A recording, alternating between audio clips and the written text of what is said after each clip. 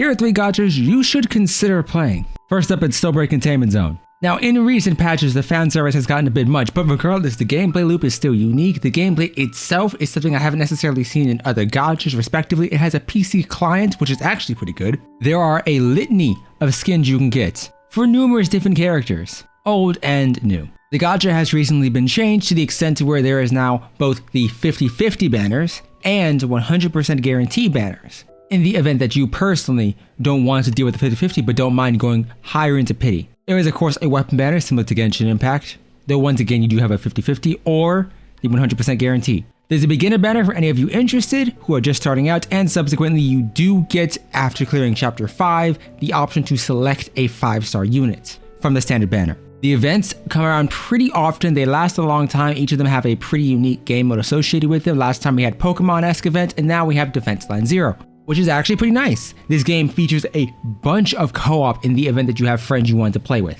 Hypothetically, if you don't, you can just add me. Or leave your UID in the description below for other people, especially if you yourself are an older player who wants to guide newbies. You can, slowly over time, earn manifestations, which is the equivalent to constellations in this game. Your biggest issue will both be logistics and getting weapons, because certain characters do take other weapons and have different priorities in terms of what they want. A lot of you may be running 3 stars like Warhammer for thermal DPSs such as Frida herself, or Safety Line for frost DPSs like Life or Mokshur. There are plenty of helpful resources out there. You can check the subreddit. Just keep in mind you're gonna be looking for guides because at the moment subreddit is mostly full of simping. I'd say that overall the game does start out pretty nicely. The grind only really hits once you get towards, I'd say maybe chapter 10. There is a hard mode which consumes no stamina, and there's numerous different types of game modes. Paradoxical Labyrinth is your equivalent to integrated strategies or whatever. It's basically just your RNG simulated universe run type system. Gigalink is your co-op mode. You can do this solo. You're not required to do co-op, but it is a bit easier and you do get more points. Dispatch just has all your challenge modes like Tactic Evaluation, Underground Purge, which is your basically equivalent to Spiral Abyss or your endgame content that resets every now and again. And then Neurostimulation is your content that is basically a boss rush where you're earning or attempting to earn the highest score. Once you do that, depending on how fast you are and depending on how much you actually clear from difficulty 1 to 5 of each respective boss, which requires 2 respective teams, you get points, which can then be awarded based on your percentage score and ranking overall compared to the rest of the player base, which gives you things to buy in the shop. In terms of overall currency, you have numerous different currencies. This is basically your golden certs. It's what you get for pulling a 4-star or 5-star. Purple certs are your equivalent to just getting anything. It's your stardust. It is what you get by default so long as you do any pull. Logistics is when you begin to dismantle logistics, but in this instance, it's what you actually farm at the last stage. I don't recommend this until you're at the end game, so don't worry about it now. Elite logistics is what you get when you dismantle a logistics you already have. Composition Lab is what you get once you actually have a character, 5-star or 4-star, that is maxed out in terms of manifestations or constellations if you're a Genshin player.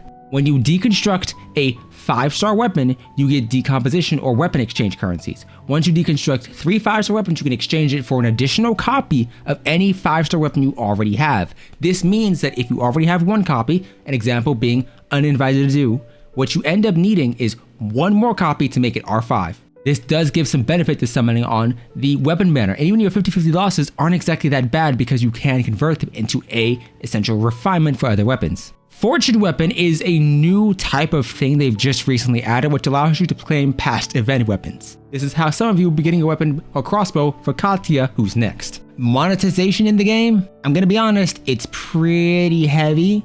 You have your daily Welkin, which is perfectly fine. This is your monthly card. You have your skins and outfits, which are pretty sensible. They're not gonna cost more than about 27 USD if you're converting it directly. You have your BitGold, which is your equivalent to your Genesis crystals or your premium currency. However, BitGold converts into Digicash, which is your gacha currency. However, if you utilize BitGold, you want to know that BitGold is the only way you can purchase any of the packs in the store, both for the limited supply, which occurs with events, and your daily supply, i.e. your monthly card.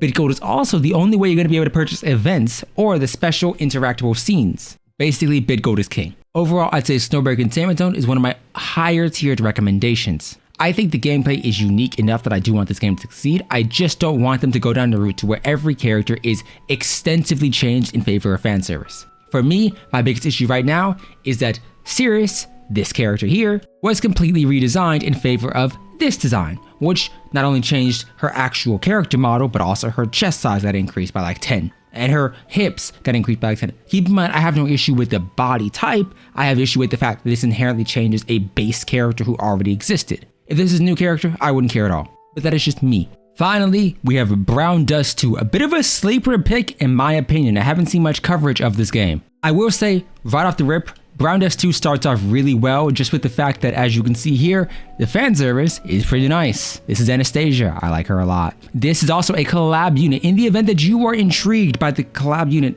of Roxy, you can pick her up now. She does have a free variation here that is actually pretty useful in my opinion. Overall, I will say that Brown Dust 2 does fan service quite well. I think that overall though, my biggest issue, this game does not have relationship stories. So if you're interested in that aspect, outside of just the character designs, you aren't really going to find it. Now don't get me wrong, this game still does have its nice assets and overall pretty high quality in my opinion. It's actually a bit of a sleeper, as I mentioned before. I do think that just outside of these designs themselves, the music is unreasonably good. And I do believe that this game is something you should try out, but I do understand relationship stories can be a big thing for a lot of people, especially if you're a Blue Archive player. Especially if you played anything like Aether Gaze, which I'll be making a separate video on later. I just wanted to get a PC launcher because recording BlueStacks is awful. But overall, I do think that Brown Dust 2 is worth your shot. I think that overall, if you're attempting to get into it and you're wondering how it is, the infinite reroll you have in the beginning, your best bet will always be, first off, look up a guide, but secondarily, if you're any individual who cares even the slightest bit about meta, or even the slightest bit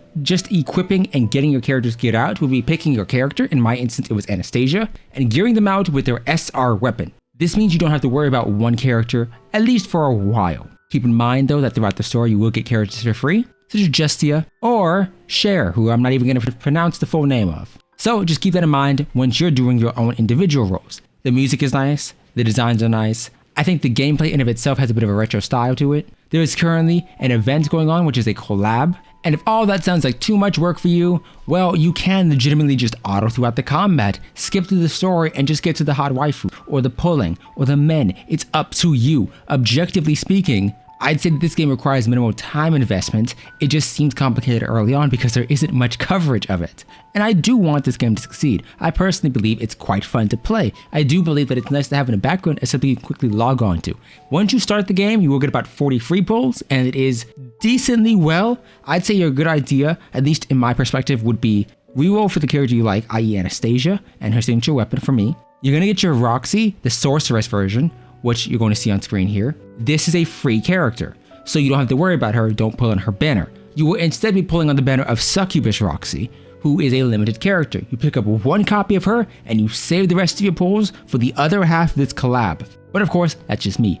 Dupes do have a lot of potential in this game. They do matter a fair bit, but that occurs and mainly only factors in once you get to chapter 9 and beyond. So early on, don't care about that. Don't go for dupes, especially in the event of a limited character or a limited collab. Brown Dust 2 does have a PC launcher, kind of. It's a bit of a complicated thing. If you're on Google Play Games Beta, you can download the PC launcher because it automatically installs it via that route. But I don't understand why if you go onto the website, it doesn't just give you the link to download the PC launcher. Because this game has a PC launcher. It has key bindings. I just think they need to add it to the website. But overall, these are my two personal gacha game recommendations. I don't want this video to be too long. For games like Aether Gaze and things that I think deserve a bit more personalized coverage, I will just separate them out. But these are just quick, short recommendations. Play them, leave your thoughts down below. If you do play them, hey, maybe tell other people your thoughts in the comment section. Either way, leave your respective gachas, head over to the community tab, and maybe mention a gacha you like, and I will play it. Ignore this terrible auto run. And either way, I'll see you next time. Goodbye.